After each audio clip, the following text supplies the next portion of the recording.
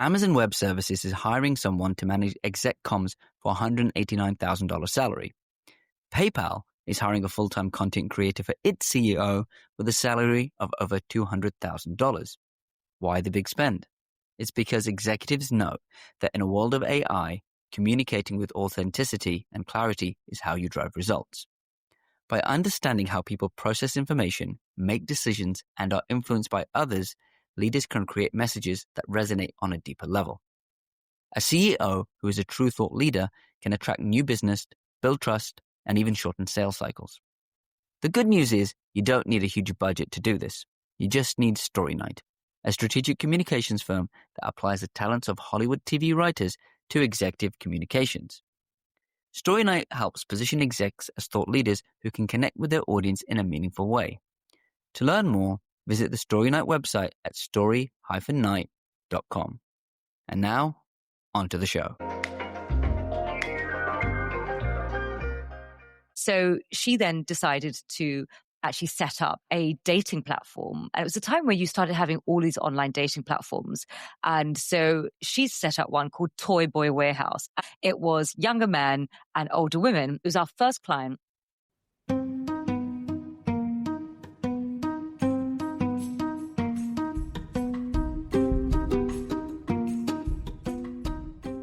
Welcome to the Career Circus, the Story Night podcast that uncovers crazy career stories. The stories that you tell your friends over drinks that are too wild, too funny, or too awkward to keep to yourself. This podcast is where we bring these stories to life. Each week, we are joined by esteemed guests, champions from the realms of politics, commerce, governance, sports, and media, who are bold enough to recount their most unbelievable feats and fumbles. From surprising stumbles to hilarious misunderstandings, we venture forth to explore the lighter, stranger side of one's professional quest. So get ready to be shocked and tickled, because this is where career paths get truly entertaining. And today, we're joined by the trailblazing Farzana Baduel. Farzana is the president-elect of the Chartered Institute of Public Relations and CEO and co-founder of Curzon PR, a global strategic communications firm serving governments, corporations, and development orgs. She is also resident PR expert at Oxford University's Said Business School, co-founder of the Asian Communications Network, and a trustee of the Halo Trust, British Asian Trust, and Soho Theatre. Farzana also co-hosts the Stories and Strategies podcast, the world's most listened to PR podcast. And she joins us now from London. Farzana, thanks very much for coming on the show. Thank you so much for having me. I feel absolutely grateful to be on your show and having a wonderful conversation about storytelling, which is my favorite topic of the world. Well, pleasure is ours, and that's why I've been so excited to have you on, because you are so well-versed in stories. So perhaps we start with, is there a career story that you like to tell at parties? You know, in my business, I always sort of paid not to talk about our clients. And so, we're not consumer facing. And so it's really hard. One thing I don't really talk about is my first client that I've ever had over 15 years ago. And I sort of portray myself right now as this sort of like, oh yes, I work with these governments and big multinational corporates and, C-suite and Davos and all of that. But actually, my first client was Toy Boy Warehouse. Tell me more.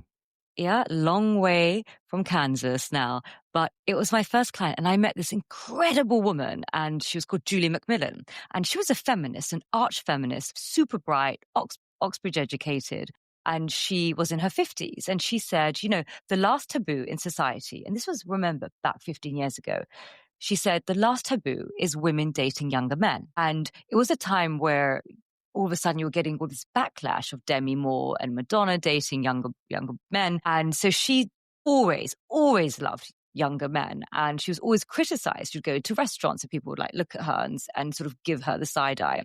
And she found it so infuriating because it was such a double standard, because older men and younger women, it's just considered standard. And any deviation from that in terms of role reversal, women were just attacked. And so she then decided to actually set up a dating platform. And it was a time where you started having all these online dating platforms. And so she set up one called Toy Boy Warehouse. And it says what it does, on the tin. It was younger men and older women. It was our first client. I was really inspired by her. And we did all this research. So we researched all of the younger men and the older women to find out what is it that they find so attractive about each other. And the prevailing sort of thought at the time was that these younger men were just into sugar mummies. It was all about money. But actually, it was fascinating because we was meeting these gorgeous young men, well educated, great careers, and they were saying we just like older women because it's not always about babies and marriage and that pressure that you feel when you're dating women in their 20s and early 30s. And that loud biological clock. And I just want to be with a woman who's totally chilled and I don't feel that pressure. And also it's quite sexy to be with a woman who actually isn't so brittle about her self-esteem, because women of a certain age just don't give a damn after a while. And that's kind of sexy to be comfortable in your own skin. So it's really fascinating lifting the lid on this niche dating world. And in terms of older women, what do they like? They just said, men our age, they just don't look after themselves like us women do. And, us women, when we're in our 40s and 50s and 60s, we're on this sort of growth trajectory in terms of our health and our well-being. And we've got girlfriends around us who drive us to grow, and men kind of just platform and they just remain kind of, they sort of outgrow men of their generation. These are the women that we were talking to. So they said, we prefer younger men because they also have often been brought up perhaps by working mothers. So they're used to women in leadership positions and they don't have to navigate misogyny when they date men their age. And they find that the younger men were much more open to accepting a woman as an equal. So it was our first ever client and I learned so much. And it was this fascinating world of toy boys. What a way to dive into the deep end with your first client. Especially at the time, a relatively kind of controversial topic. I imagine you learnt a lot. How did you manage to navigate that space and help with the PR for this concept? So what we did is we first of all, we were quite lucky because at the time you had a lot of celebrities started dating younger men. I mean, mainly Demi Moore and Madonna. And so what we did is we would pitch our client her comments on the misogyny in the media, the way that they would report, and then we would compare it with how they would report older men dating younger women with the same age difference, and then we would sort of package it. But of course, sometimes the media were like, well, we don't really want to run how misogynistic our reporting is, so we're like, that's not going to work that well. And social media was just very emergent at the time, so that did quite well in the content in terms of social media because it didn't have these sort of editorial barriers. And so what we thought, what can we do? Because back then, sort of traditional media had a lot more clout than it has today. So we thought we needed that in terms of having that earned third party. So then we came up with a research element. So we went and we started doing surveys on the members, and that's where we got what are the top 3 reasons why you date women, who are older, or you date men who are younger. And then trying to move the debate from something that's a bit more nuanced in terms of the why, and starting a bit of a conversation. But we did exceptionally well, not because we were particularly talented PRs. It was because our client was a talented storyteller, and she was authentic, she was passionate, and she loved toy boys. You could just tell. And she was just loud, proud, and effusive with her, sort of admiration for male youth. And, she literally just worshipped at the altar of Michelangelo's David. Wow. That's interesting because you can't fake enthusiasm. You have this layer of PR on top, but to an element, it's driven by the sheer energy and belief of the client. But you've been in PR for a number of years now. Has there been a career plot twist that you've endured but you haven't seen coming? Yeah, I'd say when I first started out at Curzon, my co-founder, this wonderful gentleman called James Olrenshaw, he is part of the gay mafia in London. And so when we set up Curzon, we got all the most incredible sort of clients who were from the creative industries. And we had a lot of fun. And then after 2 years of working with couturiers and interior designers and architects and florists and the super creatives, he went and got headhunted by a tech company and then left me alone. And then the gay mafia abandoned me, which was really sad because I absolutely adore them. And I ended up landing clients from my own network, which was quite political because I did a few years stint at the Conservative Party and I was focused on international trade. And my first government client was the Ukrainian government. And I didn't know anything. I was a British Asian girl, in the UK, very sort of narrow. I didn't even know anything about the sort of former Soviet bloc and the culture. And so I met these two Ukrainians who were looking for a PR firm, and they were looking for art PR. And I've never worked in art PR before. And they said, would you like to come to Ukraine and work for the government on helping us build our sort of soft power narrative around contemporary art? And I was like, yeah, right then. Because when you're young, you're just young, dumb, and you just say yes all the time, which is a really good way to actually approach your career, by the way, when you're young. So within a week, I was in Kiev. And I was meeting the Minister of Culture. And then, of course, there was all these oligarchs there as well. And then I ended up going to meet all these sort of oligarchs and their incredible art collection, which looked like a GCSE history of art, because they had all the masterpieces. And I was like, that's really weird, because I saw that in a book, and I saw that in a book, and I saw that in a book. And it was just extraordinary meeting this entire new world that that I had no idea existed. The level of wealth that you came across when you came across these oligarchs, and just a totally different culture. And they thought I was really exotic, and I thought they were really exotic, and they were also really hot. And I came home, and everyone was like, "What's Ukraine like? What's Ukraine like?" Because back then Ukraine, nobody really knew about Ukraine, and I was like, I'm blown away by how hot the women are and how intelligent they are, because they literally look like models. And then you assume that they're bimbos. And then they're like, oh, yes, I've got a PhD in aeronautical engineering. And for fun, I am a chess champion. So I came across these Ukrainian women who are not only beautiful, feminine, stylish, well-educated, hardworking, and in all these leadership positions. And I just thought, God, I hope they don't join the EU. Otherwise, we'll lose all our husbands. Well, lucky for you, it's worked out, because Ukraine's not in the EU, despite I've never been to Ukraine, not really thought about Ukraine. And when you grow up in the UK, a lot of the media you consume tends to skew American. And so until Euro 2012, which was hosted in Ukraine, I was like, oh, yeah, there is another country with letters U and K in that's not ours. Any other moments that stand out beyond how sophisticated and beautiful the women were? Gosh, I would say that the countryside, I mean, of course, they call Ukraine the breadbasket of Europe. And when you go and see these incredible fields, it's really like fields of gold. And I think the countryside really struck me. Also, Odessa, the Black Sea port, that was just a place of history. And because of its sort of position, you have waves and waves of cultural influences that come in from Georgia and others. And it was just this area of the world that I never experienced. And I was really astounded by how warm they were, and how they probably never came across that many brown people. And they invited me into their homes. And it was just the warmth of the people, the resilience of the people, the history of the people. And then you see how they're fighting with this conflict. And I totally understand their resilience. And it's, a lot of people in the world are in awe of their sort of resilience of how they're fighting in the current conflict, but not me, because I got a feel of their character when I was out there. And when you look at Ukraine, actually, the people have always been positioned where they've had a number of waves of conflict throughout history. So they are very sort of resilient people. Yeah, and we continue to see that as the conflict goes on. Switching gears, you teach PR at Oxford.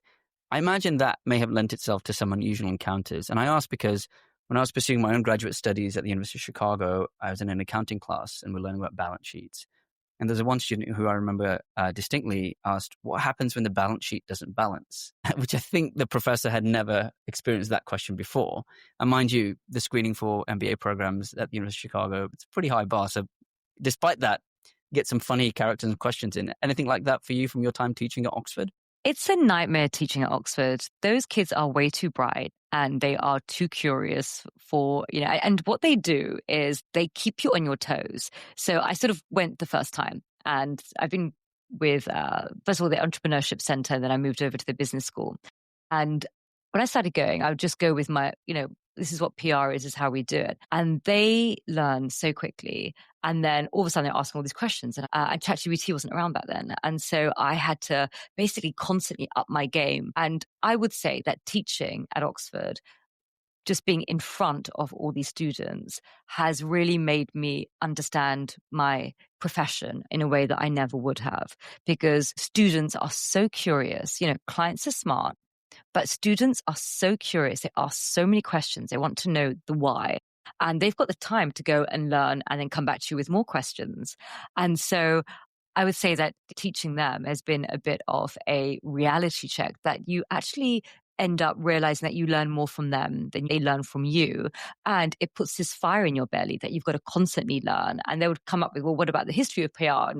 And tell me about Edward Bernays. And also with mobile phones, they are literally Googling the stuff that you're saying in the class and then coming up with questions there and then. So they are multitasking, listening to you as well as learning from online. So you just have to be on your A game all the time. So I would credit teaching. It doesn't matter where you teach, whether it's Oxford, anywhere else. Young people generally have high levels of curiosity. And also you see the world through their lens, which is uncluttered from the legacy thinking that we build up over the generations. And that is particularly useful. So I would say the teaching that I do, and I teach at other business schools as well, is that I think I gain so much from it. And I think it helps your cognitive performance, because the audience that you have, they will not listen to you just because there's a hierarchy in place. You have to earn it with young people and with students, which I think is the way it should be. Given the amount of learning you've had from teaching, has there ever been something that you've learned in the classroom,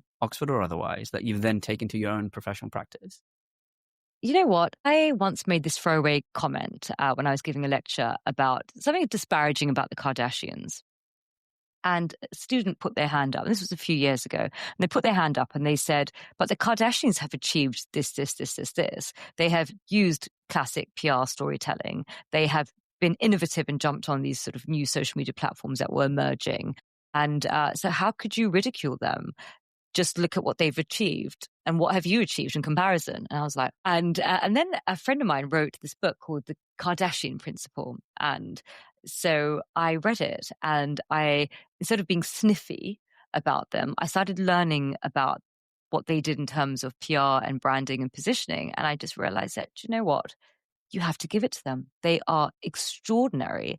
And just because they haven't perhaps, written books, they're on channels that you admire, it doesn't make them less admirable. And so I think that's what I think really helped me sort of, not have this snobbery towards, certain channels like Instagram. Because actually now when you look at Instagram, it is one of the biggest selling channels for consumer brands and luxury lifestyle brands. And so you're constantly humbled all the time. And I think what you learn about in PR and policy making, you've got something called the Overton window. What's inside is acceptable, what's outside is not so acceptable. And what you learn is that window is constantly moving. And if you remain rigid, then that's where you end up basically losing your edge. And I think that, and I think that's reflective in a lot of ageism in the industry, where people think that actually if you're of a certain age, you just don't get it anymore. Young people are much better at social media. And I think that that's why people of a certain generation like myself, we have to be constantly curious and also just drop that ego. Don't think you know more than somebody who's, just come out of university. You just have to be humble and curious. And I think that's what gets you through our industry. I've seen that in practice. There's a business school professor I had at U Chicago, brilliant guy. I interviewed him a couple of weeks ago for the podcast, Dennis, and I think he's in his 70s. But he's so switched on and young at heart that as somebody who's much younger than him, I'm constantly learning about new things like crypto. Has it way better than I can, because he's doing what you're saying. He's just still so incredibly curious. You mentioned snobbery, and I'm really glad you did, because I would argue, as great as the Kardashians' PR has been, undeniable, element of their success that it can be attributed to them being American, where there's an element of American culture and society where if you've got money, we will celebrate you. If you're famous, we will celebrate you. And I don't think that works as much in the UK. There's still a hierarchy. I would say the Kardashians can never achieve that level of success in the UK, not just because it's a smaller economy and there's less risk-taking entrepreneurship, but because of cultural factors where, because there's this elitism, you can only get up to a certain level, because unless you have a certain level of sophistication, you can't get up into the high echelons of society. I think the UK is definitely different. I think one thing you have to bear in mind about the Kardashians is that they did actually break the mold in the US, in the sense that she isn't blonde hair, blue-eyed. She looks quite exotic. Her body type isn't that sort of typical size 6, size 8. So there were molds in the US that she did actually break in terms of what conventional beauty looks like. in terms of the difference between UK and US, yeah, I think we're haters here in the UK. I think if someone's a bit too successful, a bit too good looking, a bit too smart, and especially if they don't come from sort of a traditionally successful kind of archetype, then they don't like it. I think if you're a bit too working class, if you're a bit too brown, if you're a bit too female, it just jars with certain people. They just don't like it. And you know that there's something wrong, because when you look at the level of online hate that ethnic minority politicians are subjected to, you then realize that it's disproportionate. And what's driving that disproportionality is actually the fact that people aren't comfortable with archetypal, success that isn't typical. And I think it was something like Amnesty International, one of the organizations, did an online study of hate online. And the majority was ethnic minorities, politicians, and of them, the majority was women, and of them, Black women. And so Diane Abbott, and you realize that. I mean, whenever I do, like, I've done some sort of tier one media stuff, and I always have to brace myself afterwards, knowing the racist and the sexist comments are going to come in, the Islamophobic comments are going to come in, and you just take it as part of the, it's part of putting yourself out there. And it is sad. I think it happens in all countries, to be fair, but I love the UK, but I just don't think we're as comfortable with success as the Americans are. And I've always admired the Americans, because I always felt that they are okay with somebody going from there to there. Whereas I think in the UK, when we see someone who has become very successful very quickly, maybe we project that on ourselves. Maybe we think, oh God, they have broken, I don't know, the class system. And what does that mean about me? I haven't broken it. And it may be that they just take it personally, because they literally think, I don't want people to make it, because then I question, why didn't I make it? What's wrong with me?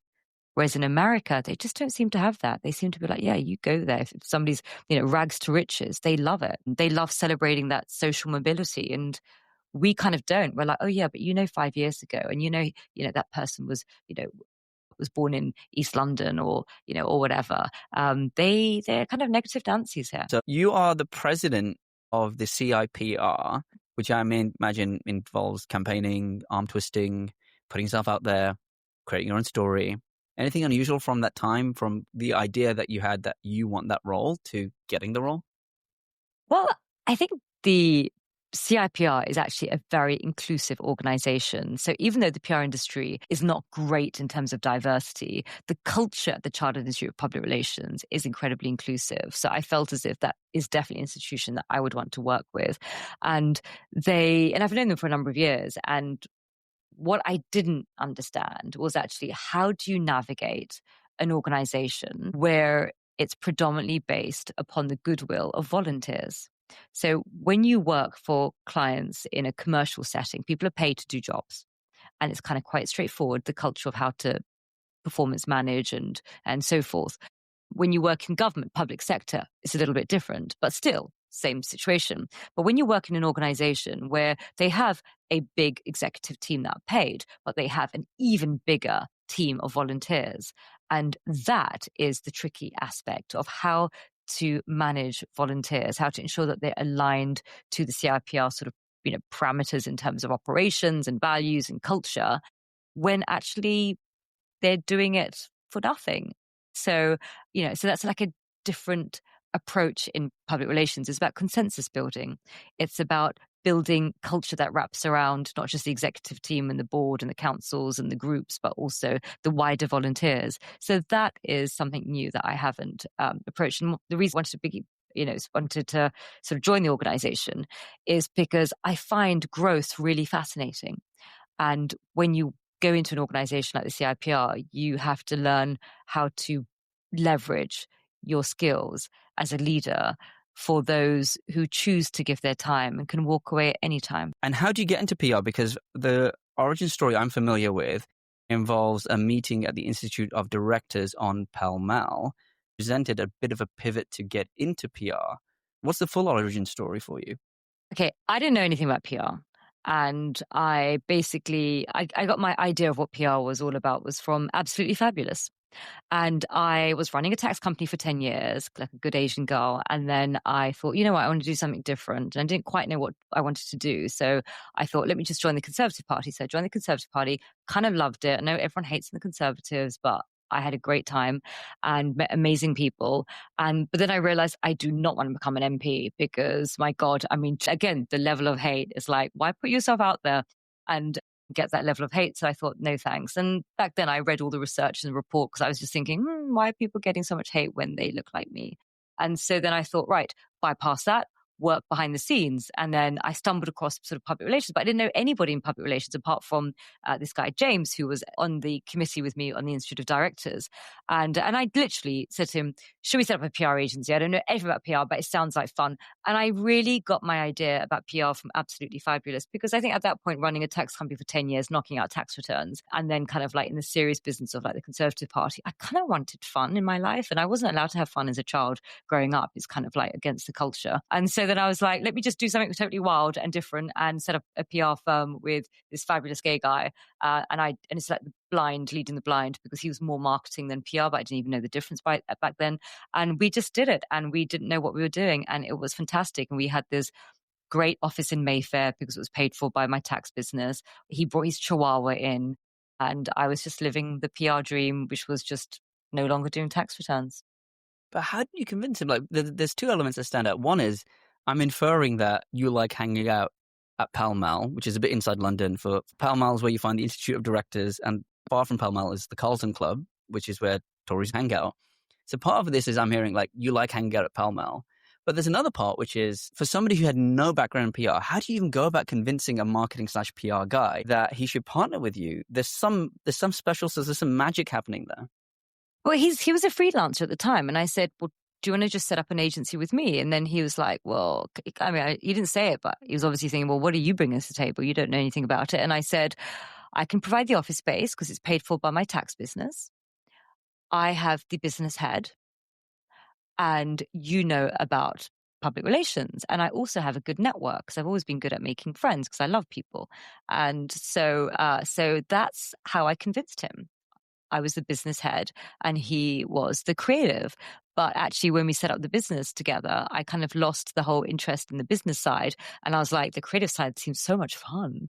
And this Toy Boy warehouse and all these fabulous clients. And I kind of lost my way for a couple of years, just having so much fun and not looking at the P&L account. And then that's why he then ended up leaving after a couple of years saying, I absolutely love it, but I need to go and make some money. And so then I was left with being forced to take on all aspects of the role. But that's how I convinced him. That's amazing because you made it work. I believe it's been about 15 years in PR. So something's gone right. Yeah, of course. But as you think about the arc of your entire career, both pre-PR and now in PR, what's the moral of the story? I would say it's about consequential encounters. So when I look at the pivots in my career, they have always been, I'd say it's probably about 4 people in my life that I've met. One lady was called Anna, and she basically gave me a tax business within a month of me setting up my own because she was dying of cancer.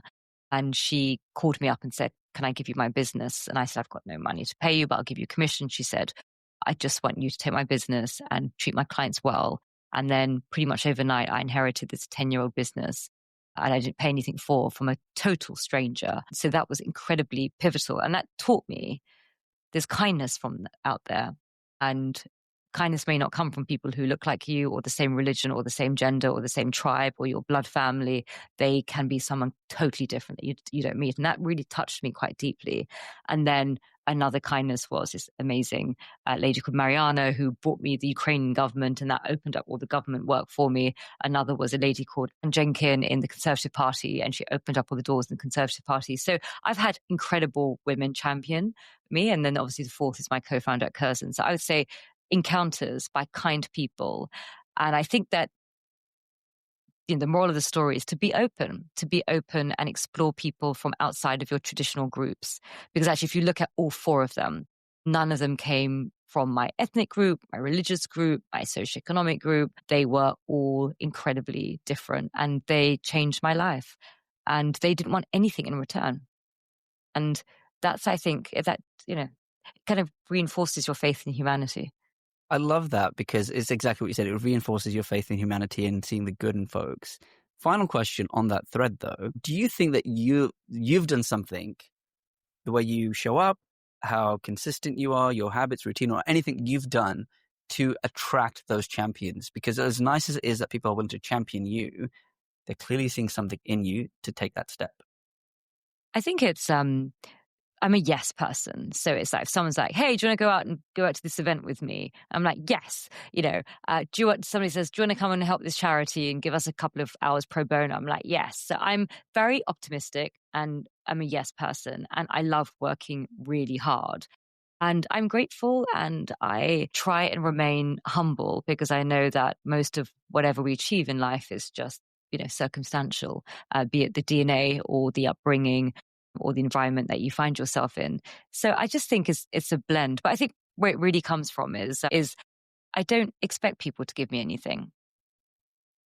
And I think when you come across people who are in a position to give you something, they feel it, that heavy weight of expectation. And when they're around someone who's just around them for just the sake of enjoying their company and not expecting anything back, funnily enough, they start opening doors. I love that. But please, can you tell not to have expectations to South Asian boomer parents? They haven't got... My God, I know. They haven't got the memo. I know. Yeah, they'll never get the memo. I think it's in the DNA. Unfortunately, I'll be the same with my daughter. Well, on that note, thanks very much. This has been a brilliant conversation. Thanks for sharing all these fascinating stories from your first client. What a client that was, to how you got into PR. Farzana, thanks very much for taking the time today. Thank you. Thanks for listening to the Career Circus. To get a breakdown of what made Farzana's stories so compelling, check out Story Night's newsletter, Deconstructing the Saga, at story-night.beehive.com. On the next episode of the Career Circus, we'll hear from the incredibly funny comedian, lawyer, and host of Hulu's Muslim Matchmaker, Yasmin Al-Hadi. She's appeared on stages across the US and Europe, including at the Kennedy Center, exploring the intersections of faith, family, and identity, combining raw honesty with contagious humor. Tune in to learn about how her upbringing as a hijabi in Alabama shaped her into the razor-sharp comedian she is today. The episode drops next Friday. Until then, goodbye.